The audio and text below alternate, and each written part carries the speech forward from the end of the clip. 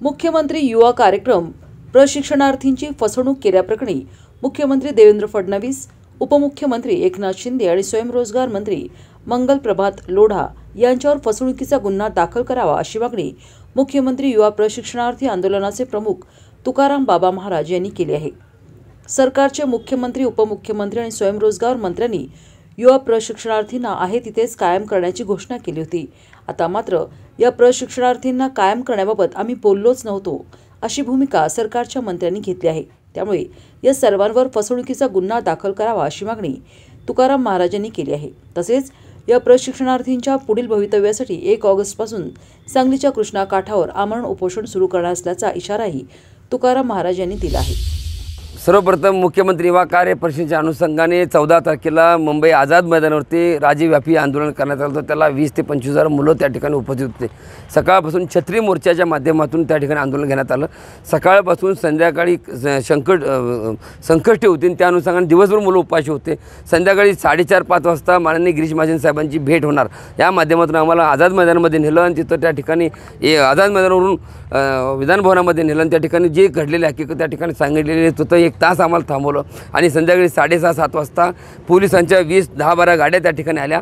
सगळ्या मुलांना गाडीत घालून बाहेर काढण्याचा प्रयत्न त्या ठिकाणी चालू झाला। एकीकडे सरकार दडपणशाही ऐकून घेण्याची मनस्थिती नाही। स्वतंत्र असताना देखील भारतरत्न डॉक्टर बाबासाहेब आंबेडकरांच्या माध्यमातून संविधान आपल्याकडे असताना शांत पद्धतीने जात असताना देखील हे आंदोलनाला भरकाटून ह्याच्यामध्ये दडपणशाही आणण्याचं काम सरकार करतं आहे।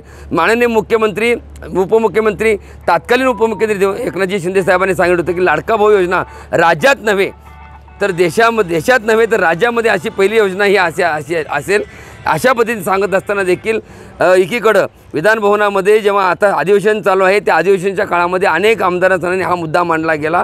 त्या मांडत असताना मुद्द्यामध्ये त्या ठिकाणी सांगितलं जातं आहे की ते जे मंडळी त्या ठिकाणी काम करतात आम्ही असं काहीच बोललो नाही, आम्ही असं काहीच सांगितलं नाही। जर असेल तर मग मला सांगा हा विषय काय असेल, ह्या लोकांनी नेमकं म्हणणं काय असेल। इकडे सांगितलं जातं की तुम्ही काहीच आम्ही बोललो नाही, काहीच सांगितलं नाही। हा जर प्रश्न जर समजा एकाने मंगल प्रभात लोढा साहेब जर सांगत असतील तर हे मला सांगा हे सरकार काय पद्धतीने बोलतंय ऐका। म्हणजे ह्या पद्धतीने जर सांगत असतील, मंगल प्रभात लोढा साहेब सांगतात आम्ही कुणीच असं बोललो नाही।